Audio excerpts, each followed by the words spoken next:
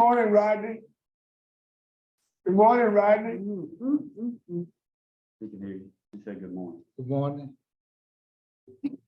Mr. Macon, please give us your full name and your Department of Corrections ID. Name and DOC number. Rodney Macon, 93952. You can't hear me, Mr. Macon? Can you hear? Yes, sir.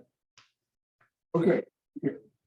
Mr. Macon, my name is Alvin Roche. To my left is Ms. Pearl Wise. To my right is Mr. Pete Freeman. Let me explain the process to you. I will read some information into the record. Once that information is in the record, we'll give Warden W a chance to make remarks if he wishes. Then we'll allow your supporters, Ms.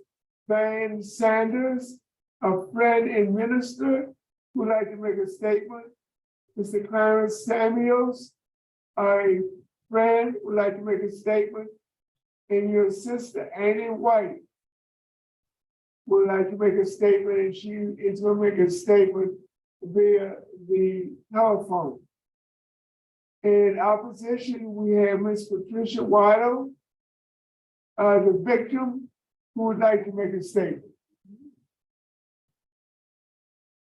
When all these statements are complete, we'll give you a chance to make a statement on your behalf before we vote. Do you understand the process? Yes, sir.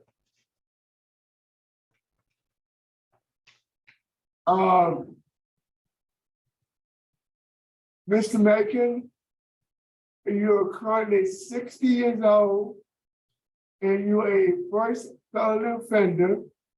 You've been incarcerated for the last 43.5 years. You were 16 years old at the time of incarceration. Is that correct? That's right.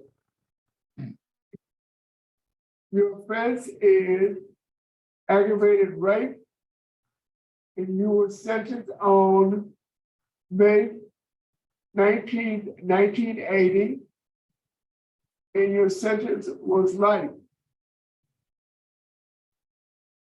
At the time you were sentenced to life without benefit of probation, parole, or suspension and sentence. You've since got a parole date, and that parole date is October 26, 2007. You don't earn any good time, and your current sentence is life. Is that correct? Yes, sir. And your case has been assigned to Mr. Freeman. Would you please answer Mr. Freeman's question? Okay, Mr. Macon, how old are you? 60. 60. Okay. And how long have you been in jail? 43.5 years. Okay. What's your educational level? I have my GED and a couple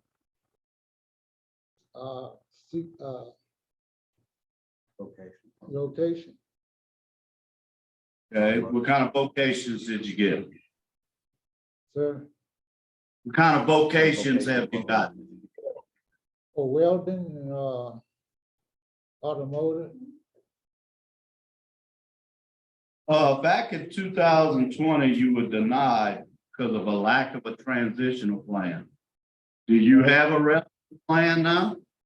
Yes, sir. Is it approved? Because the last we got that it wasn't approved. You know, Warden? I don't know, Mr. Freeman. I know he submitted a address with his sister, Miss Ann White, and on College Street in Shreveport, Louisiana. I don't know if it's been approved by probation and parole yet or not.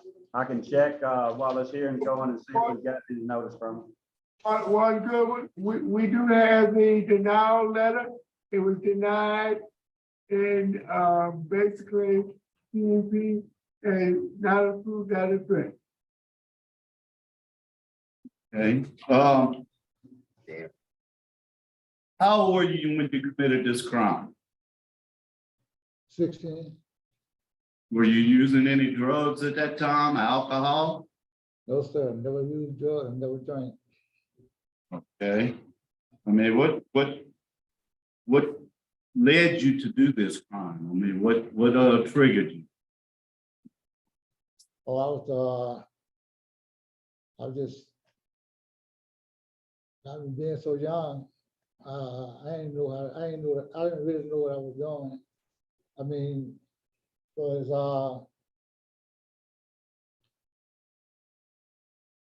I mean,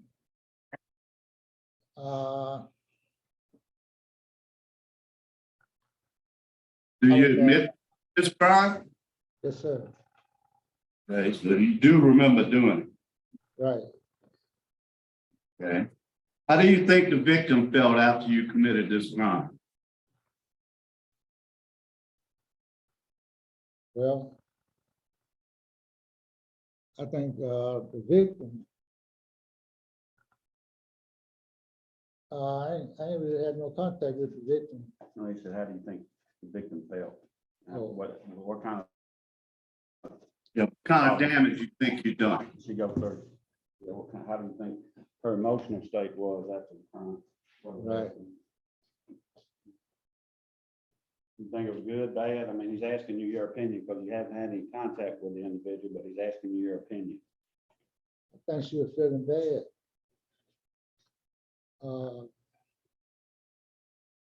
It was, I was wrong. And,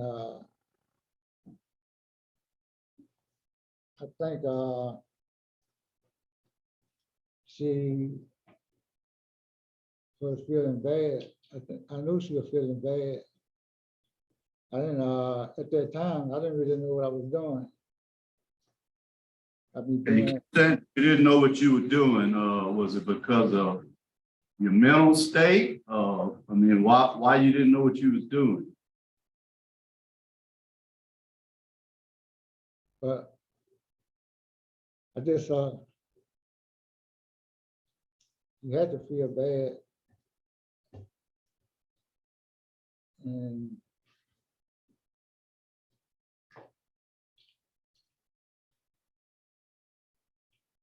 Next is, what about your juvenile record? You ever arrested as a juvenile? yes, sir. How old were you? I do the record. This round 11, 12 years old. It says you're pretty young. I think you were around 8 years old. Law enforcement is strongly opposed. The DA, the sheriff, the chief, your family is unopposed. The victim is strongly opposed and will speak to us later. What kind of classes have you taken? They said my vocational skills. I got my GED. I took Substance abuse and sex offender. Tell them about the program. Yeah. In fact, not your education classes, but your self-help program. I finished the sex offense class. It's I'm a tutor now in sex offense class. And Sex offense class. sir, What did you learn from your sex offense class?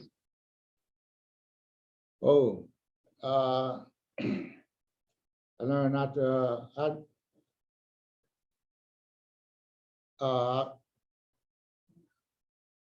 learned that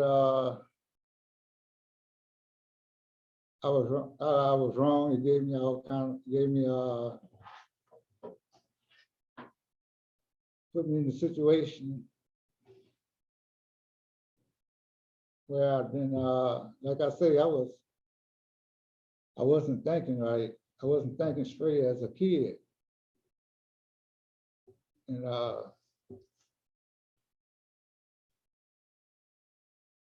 the sex offense class really helped me to understand I was wrong. It also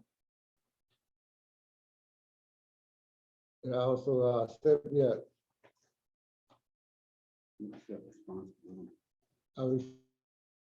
I accept my responsibility to what I did. Okay, your medium custody, you had 80 write-ups, but they were all right after you got over there. In 2008 was your last write-up. Your risk is low, your institutional record is fair. I see you have some mental health problems. What kind of problems do you? And are you on medication? Yes, I'm I'm still on medication. I was taking on the outside. I was taking everything on the street. And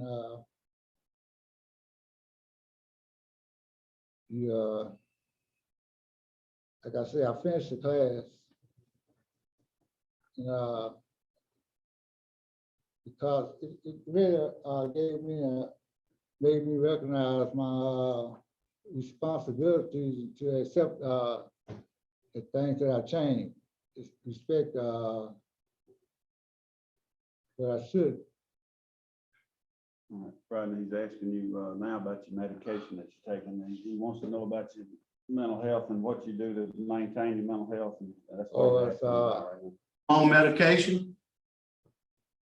On my medication, Yeah, in the prison, take medication. sir. Do you take medication? Take medication in the prison. Warden, does he take medication? He does, Mr. Freeman. He has a diagnosis, and then he sees Dr. Seal on a scheduled regular basis, and he's on medication, and he's compliant with his medication. Warden, why don't you going to tell us what you have to say about Macon? Well, I've known Rodney Macon since 2001, I guess, when he came here. I've known him over 20 years, and he mentioned the fact he hadn't had any write-up since 2008. I see Rodney quite often. I see him in the pill call line. I see him in the dining room. I see him around the institution, and he's very active in inmate activities. He's like you mentioned, he's completed phase 4 of the sex offender program, so he helps in the presentation of that information to the other offenders that are at lower levels than he's completed. Rodney, he's pretty nervous today, if you can't tell. I mean, he and I have good conversations quite often, and he's much more outgoing when it's just me and him. He's obviously very nervous today. We've talked about this crime that he's in prison for on more than one occasion. And, Rodney's always expressed quite a bit of remorse for his behavior and his actions. And, a lot of his, maybe he's just not able to express himself as well today as I've heard him talk before, but he does well at the institution, Mr. Freeman. He's not a problem offender. He's been active in programming. He mentioned he got his GED. He's taken other programming as well. And he does have this life sentence. He is over 60 years old now. He turned 60 this past October. And he's been incarcerated a long, long time. Like I say, I've known him for 21 years of the time that he's been incarcerated. And I've never had any problems out of offender Macon. And I think he, as long as he's on his medication and following his regimen on his medication and his appointments with mental health, he doesn't have any problems. He does really well. He stays structured. He stays in the right direction. He's not a negative individual. He's very positive at the institution, and he doesn't get involved in things that would have negative consequences on him. He's a very positive individual. And I can't say anything negative about Rodney. He's done well in 21 years I've known him. He's very approachable. I talk to him a lot. He's expressed a lot of remorse for this crime, and he's a good inmate. He's a model inmate at this institution. That's all I have, Mr. Freeman. Hey, thanks, Warden. Yes. All I have, Mr. Chairman. I Of course, now, I understand now, I get it now that you are nervous today, because when I heard that you were a tutor for sex offender classes, so it let me know you do some talking. You're a lot more talkative than when you've been with us today. And you kept saying that you were young and you weren't thinking right. But when I go back to that crime, it was during the time of the school day when everybody was gone, except that teacher in that classroom. So you were thinking, you planned that. Is that correct, say? No, man, I didn't plan on it. It was, I But didn't take plan, me, I didn't take me, plan. Or she's asking you how you ended up committing the crime then if you didn't plan it. I mean, that's what she's asking you. Why did you commit the crime if it wasn't planned? And why did you commit the crime? What made because you you commit? were not enrolled at that school. You used to attend that school. You were not enrolled at that school on that particular day.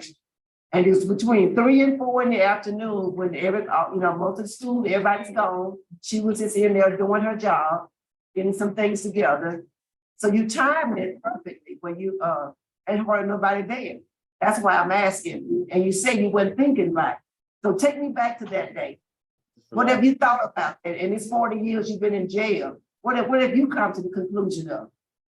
Just relax, take your deep breath and explain to Ms. Wise what you need to explain to her. Okay? Because you say it's a tutor. I know you have guys deal with this all the time. Take your deep breath and just talk to her. Well,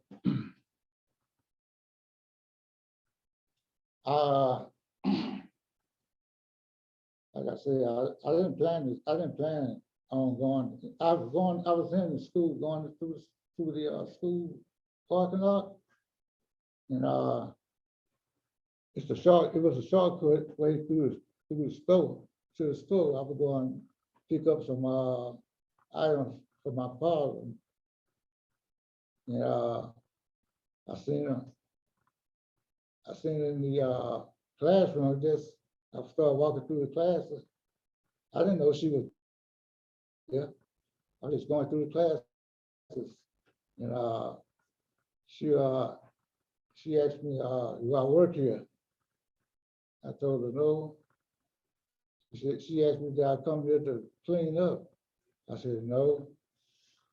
And she said, what are you doing here? What do you want? So I told her that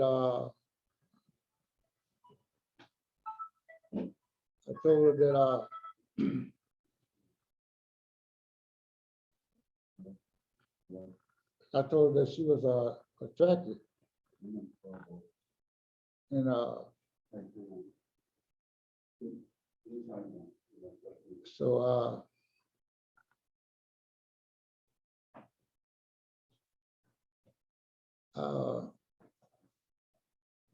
I just went up through the classes, going looking through all the classes.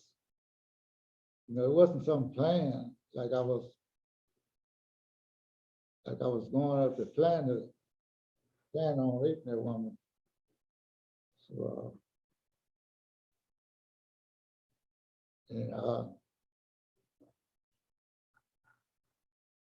so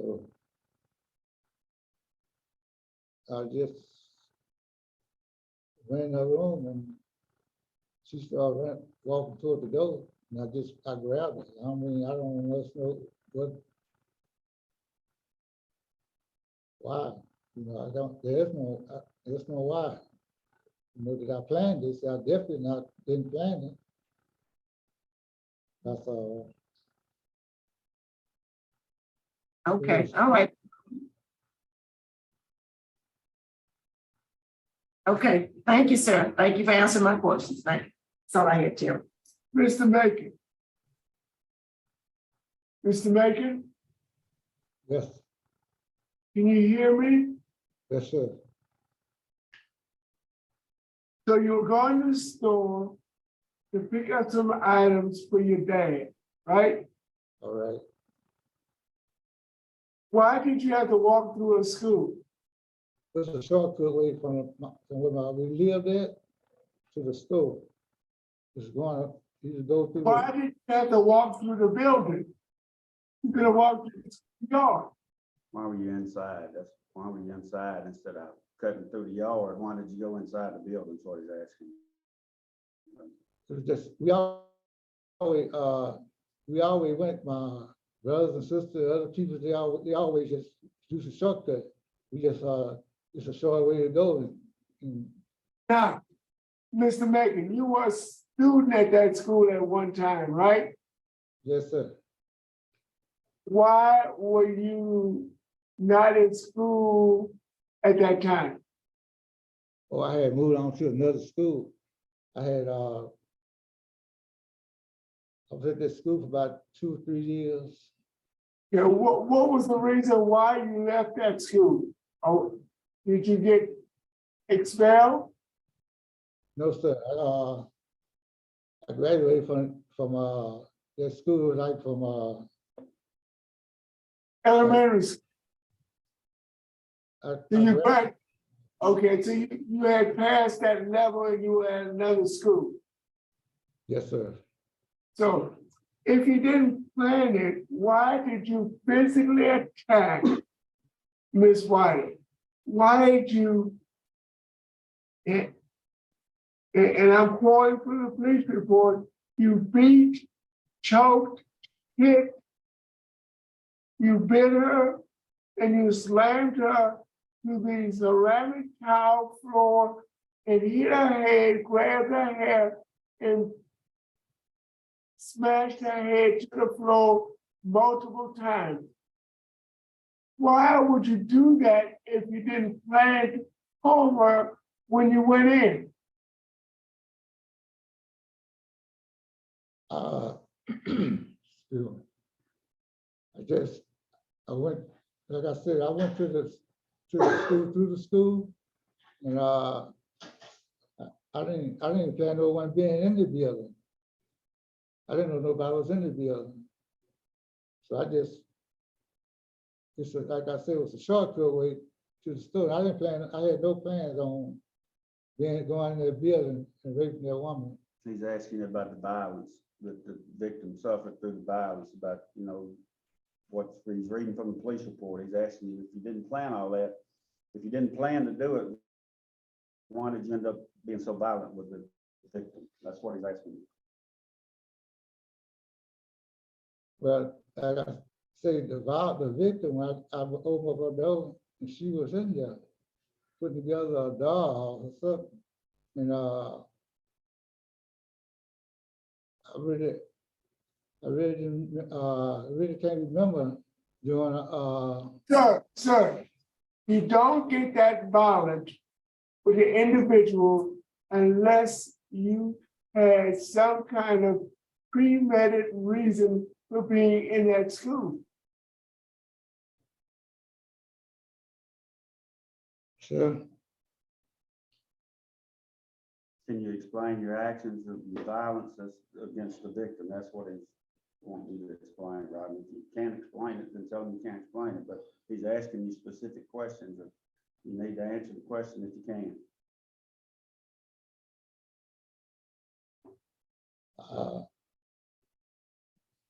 But being violent, she I don't know, man, she tried to run, I guess, go out the school door. And in fact, I learned that there was several teachers still there in the school. I wouldn't pick her out. If a 16-year-old stranger walked in my classroom after school hours, acting very peculiar, I would start running too. Yeah, So you can't explain why you violently beat, bit, threw a person to the floor, smashed their head on the floor multiple times, then you sexually assault. Thank you, sir. At this time, we'll hear from Van Sanders, a friend and a minister and probably a spiritual advisor to the offender. Reverend Sanders? Yes, first off, in the Catholic Church, I'm a lay minister. I'm not a ordained minister. I'm a lay minister. Okay, And I volunteer to teach courses there at David Wade and have been doing it since roughly 2014. And some of the courses we've taught up there are Be a Man by Father Larry Richards, which is a DVD, and also some by Scott Hahn and Jeff Caven and several others. And one of the things I would say about meeting Rodney is Rodney was at first, when he came into the classroom, was kind of shy and timid. But over a period of time, he's still kind of shy and timid, but he speaks up. He speaks up on the issues. And we have had some very good conversations about God, about Jesus Christ and the Holy Spirit. And the thing I think that impressed me most was I didn't find this out until we came back, because COVID took a toll on the men at David Wade, and I imagine took a toll upon the men and women at other correctional institutions also. But the thing I think that impressed me about Rodney is that he was consoling men who had lost parents, who had lost brothers and sisters and friends. He had taken the time to find a way to console them there at David Wade. And plus, David Wade has a hospice program. And one of the men that is at David Wade, a man by the name of William Brown, he works hospice. And also another man by the name of Mike Blanc, he also works hospice. And one of the things that they shared was the opportunity when Rodney was able to talk to the men who had lost family members and friends. And I think he lives by, he says he will stand on the word of God. That's what he lives by. And that's, I believe, what he is all about, standing on the word of God. And the only way I can say this, he is sorry for what he did. And he realizes how painful it was for the victim. And I think he is ready to be allowed to come back into society. And he understands what the meaning of restorative justice is, because we talk about it in the class, and to be let back into the society. And I would end by saying this. In my lifetime, I'm 77 years old. I spent 29 years in the Air Force, and you have all that in my letter. But I would end by saying this. I am proud to know Rodney because of the very simple reason that Rodney talks to the other men in his own quiet way, and they look to Rodney. And you can tell as he's a leader, an informal leader, and that's a beautiful thing. And I know, and I'll say, I know he's sorry for what he did at 16 years of age. And I think he would be a good citizen back out here with us. And that's where I'll end it. thank you, Mr. Sanders, and thank you for your work with the offenders at David Wade. Mr. Clarence Samuels, a friend. Yes. Yes, can you hear me? Yes. Okay, I'm Rodney's friend. I've been his friend since my 15 years at David Wade. I discharged in September of 2013. Rodney impressed me by his character as an inmate. As an inmate, you get to see all kinds. You see the people who you know are just rotten to the core, and you see other people who did something crazy a long time ago, and they have had that attached to them. So no matter how they change, that bad thing they did, although it's not a part of the character anymore, it holds them down. And Rodney, I got to go back a little bit. Warden Goodwin helped me to get into substance abuse. I have to tell you about my record to show you how people can change. I committed simple robbery in the late 80s, got on probation for that. While on probation for that, committed another simple robbery and armed robbery. Served 6 years for that, got out on supervised release and committed another armed robbery. 3. I went to jail for 15 years and I said, listen, I was on drugs when I committed those crimes. So please help me get some substance abuse treatment so that I can be whole when I get out this time. Warden Goodwin got me into the best program in the state. When I returned to David Wade, it was cold. It was holiday season. All I had was a jumpsuit. The warehouse was closed, but Rodney went in his dormitory and came out with jeans, underwear, socks, sweatshirt, so that I would be warm. Literally gave me the clothes off his back. And we had this friendship for the 9.5 years that I've been out. I got out, like I said, September 2013. I went to work at the Tyson plant here in Center, Texas. My wife was able to retire, and I was able to change. I'm respected in the community, respected at work. And if I could do that with that horrendous record, I had a pattern, by my record, I shouldn't be walking the streets now. But now here I am, respected. My wife is retired. I support my family. If I could do that with the help of Warden Goodwin, and he's speaking well of Rodney, then I think we should take Warden Goodwin at his word and take me at my word. I knew this man. He did a horrendous thing when he was 16 years old.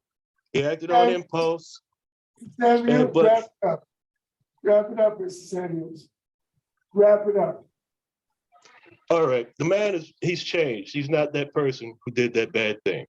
And how long is long enough? I mean, he's an old man. I can help him get a job. I've been sending him money. I'm going to support him to the best of my ability. He won't be a burden on society. He's a decent person.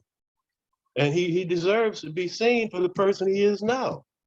He may not speak well. He doesn't come with a rehearsed speech, but he feels remorse. I know he feels remorse because I've witnessed self-harm over the years. I felt remorse. I tried to kill myself in prison. He tried to kill himself in prison way back in the day because of the remorse, the self-hate because of what we did wrong. That's part of the growing process. And then we recover. Samuel, over 3 minutes. Thank you. Ms. Ann White. Ms. White. Would you please give us your name and your state? Annie White. You got him from you, Annie White. I'm Annie White. Yes, ma'am. Make a state. Rodney is my brother, a half brother.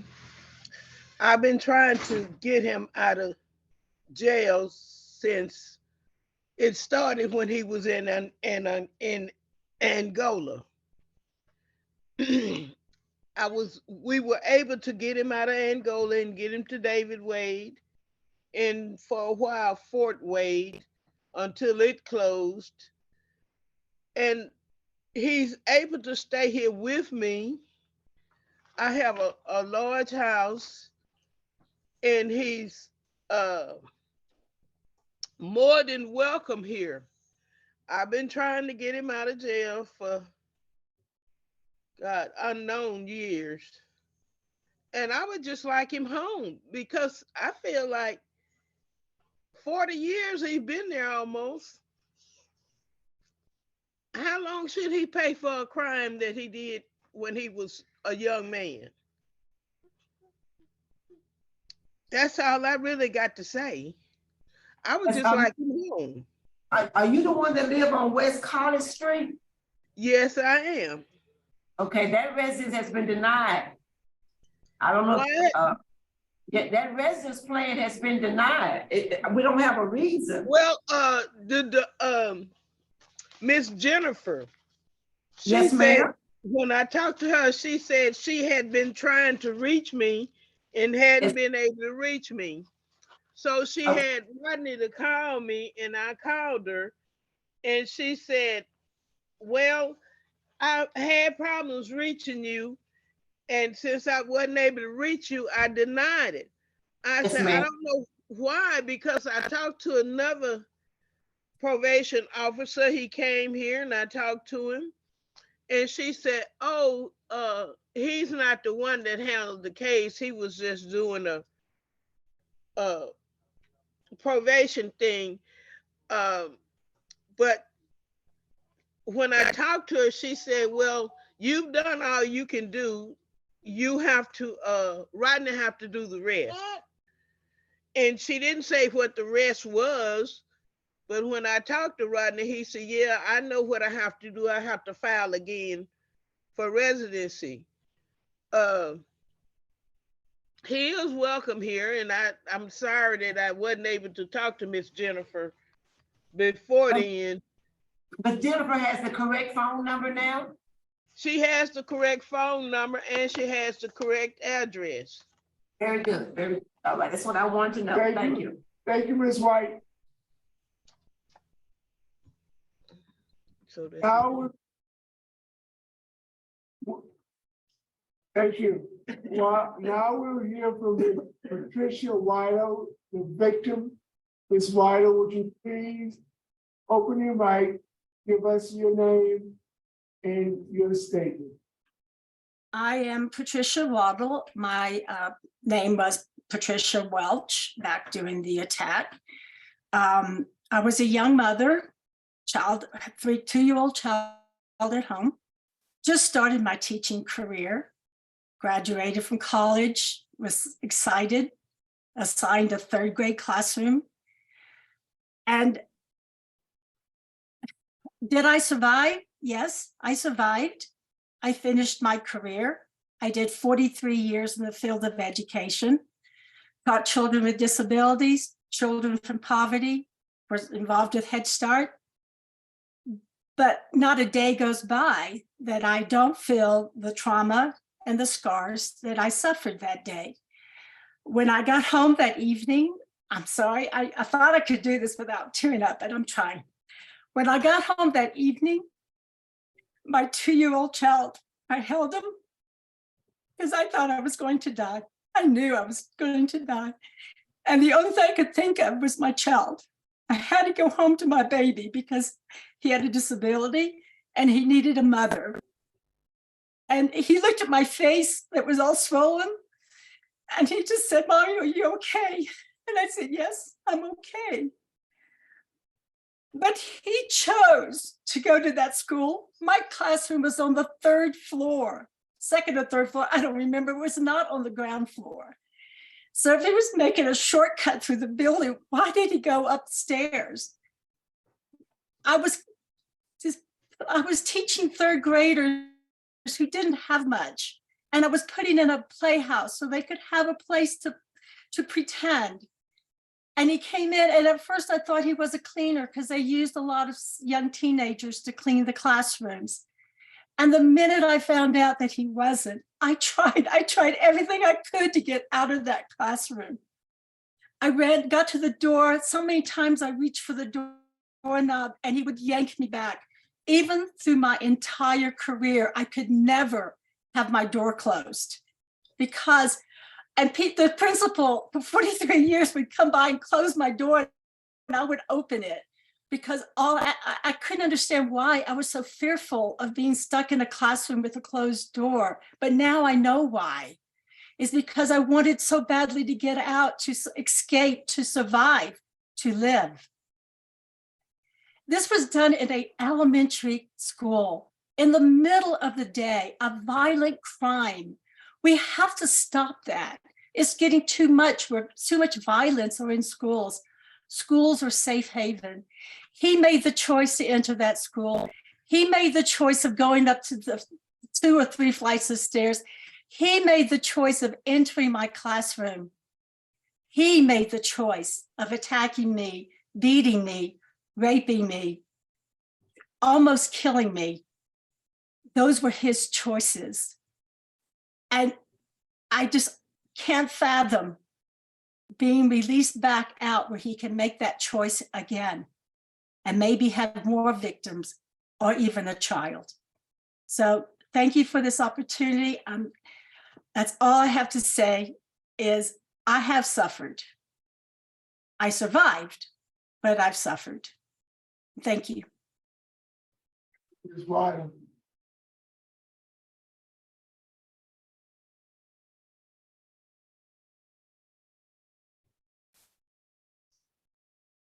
Mr. Macon, would you like to make a very brief closing statement?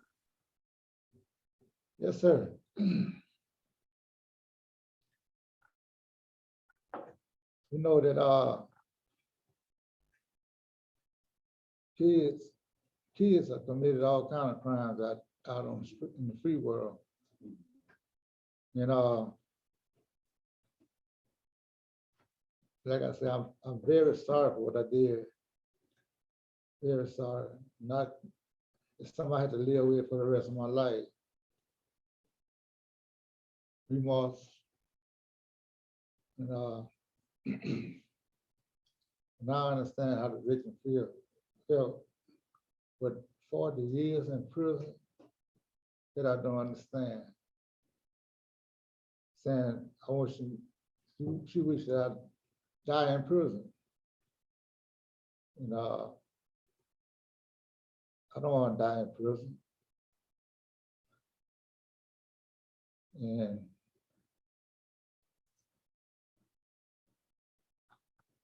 thank you. I would recommend executive session. Thank you, Mr. Macon. We have a motion on the floor. Do we have a second? Second.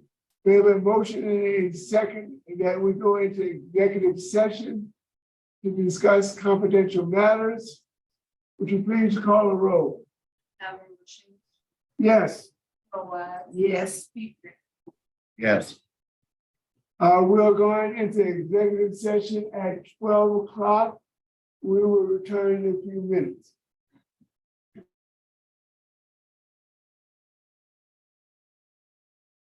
The committee of the whole is back in session. Time is 12:03. Is the panel ready to vote? Yes. Mr. Freeman. Okay, no doubt that Mr. Macon has committed a very horrendous crime. And he was a teenager at the age of 16. I do believe he probably had seen Miss Waddle before and thought she was a very nice looking lady, and it probably was premeditated. But the fact is, Mr. Macon, you served 43 years. You've had a good prison record, a good disciplinary record. You had good comments from the warden. So I'm going to vote to grant with electronic monitoring and a curfew of 9 to 6. I want you to get a mental health evaluation and follow any recommended treatment. Warden, hopefully he'll be sent home with 2 weeks of medicine, and the probation officer will be notified that y'all have an appointment set up for it. Absolutely. Can't get to that evaluation, you call your probation officer and they will get you there. Okay, Because I think you need to stay on your medicine, 100%. This is a very, very, very tough case, but that's my vote today. Mrs. Wise, Mr. Rodney, I'm having a hard time. Ms. Wallow, I can just sense that you rendered excellent service on your 40 years in education. I commend you for that. I commend you for that. You made the adjustments. I really commend you for that. A lot of students are better off because you touched their lives. But Rodney, you didn't answer my questions the way I thought you should. I don't think that you and I hope when you talk to the young men, you prepare them to own their crime. Go ahead and process it and go ahead and figure it out, because you're gonna be asked about it at a hearing. So pass that on, to other guys, down the road. But the community support that you have, the family support that you have, and the positive comments from the warden, I'm inclined to take a chance on you. My vote is to grant as well, and I concur with the special conditions that's been set forth by my colleague, and that is my vote. Rodney, you have received 2 votes to grant your request with attached conditions.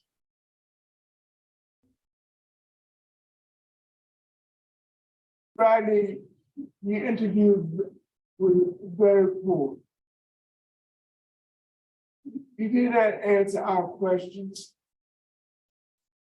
And based on adamant opposition from the victim, based on opposition from the judge in the first JDC, who's strongly opposed, opposition from the Caddo Parish DA's office, opposition from the Caddo Parish Sheriff, Steve Prater, in opposition from the Chief of Police of the city of Freeport, Louisiana, I'm going to deny your request. Based on a vote of 2-1, your request for early release has been denied. You have a good day. Warden Goodwin? Yes, sir. This concludes our hearings at David Wade. As always, thank you for facilitating, and we take your comments and remarks in the highest regards, and we appreciate you. And time is 12:07 p.m. You have a good day, Warden. Yes, sir. Thank y'all. Y'all have a good day.